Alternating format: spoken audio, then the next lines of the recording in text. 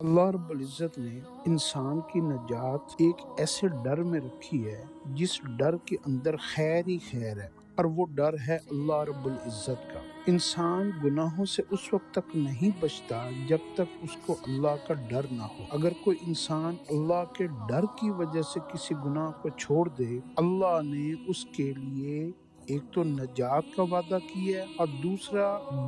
اللہ کے ڈر کی وجہ سے گناہ کو چھوڑنے کے اوپر ایک انعام بھی رکھا ہے، جس کے لیے کہتے ہیں وَلِمَنْ خَافَ مَقَامَ رَبِّهِ جَنَّتَانِ۔ اس کو ایک جنت نہیں ملے گی بلکہ اس کو دو جنتیں ملیں گی۔ اسی طریقے سے اللہ نے اس ڈر کو پھر نیچے اتارا ہے کہ باپ کا ڈر اولاد میں رکھا ہے، بڑوں کا ڈر چھوٹوں میں رکھا ہے، حکومت کا ڈر عوام میں رکھا ہے۔ تو یہ جو ڈر کی وجہ سے بہت سارے ہم لوگ کام چھوڑ دیتے ہیں، گناہ چھوڑ دیتے ہیں، اپنی من مرضی کی زندگی چھوڑ دیتے ہیں، حکومت کے ڈر کی وجہ سے ہم جو ہے نا وہ قانون کو نہیں توڑتے، اس کے اندر کوئی غلامی نہیں ہوتی، بلکہ اس کے اندر شیطان اور جو ہمارا بے لگام جو نفس ہوتا ہے نا، من مرضی کی زندگی اور سارے انسانوں کے نظام کو چوپٹ کر دینا، ہم اس سے بچ جاتے ہیں۔ اگر ہر انسان اپنا علیحدہ قانون بنا لے، اپنی مرضی سے زندگی گزارے اور جو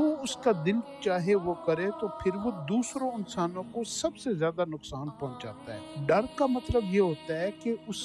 وہ خود بھی اپنے ایک دائرے کے اندر رہے، اور اللہ کی باقی جتنی مخلوق ہے وہ بھی ایک دائرے کے اندر رہے، اور لوگ جو ہے نا اپنے ایک حدود کے اندر رہ کر زندگی گزارے۔ اللہ کو انسانوں کو ڈرانے سے کوئی فائدہ نہیں ہوتا، بلکہ اللہ انسانوں کو اپنا ڈر اس لیے دیتے ہیں کہ ایک تو ظالموں کا ڈر اس کے دل سے نکل جائے، اور امیر کی اطاعت کا اللہ نے حکم دیا، یعنی حکومتوں کی اطاعت کا اللہ نے حکم دیا ہے۔ جو اس کے اوپر کوئی بھی حاکم مقرر ہوگا، اس کی اطاعت انسان کے اوپر فرض ہے۔ تو اللہ یہ چاہتے ہیں کہ انسان ڈر کی وجہ سے دوسرے انسان کو نقصان نہ پہنچائے، تاکہ جب یہ دوسرے انسان کو اپنی مرضی سے نقصان پہنچاتا ہے تو پھر دوسرے کی طرف سے بھی اس کو نقصان ملتا ہے۔ تو حقیقت میں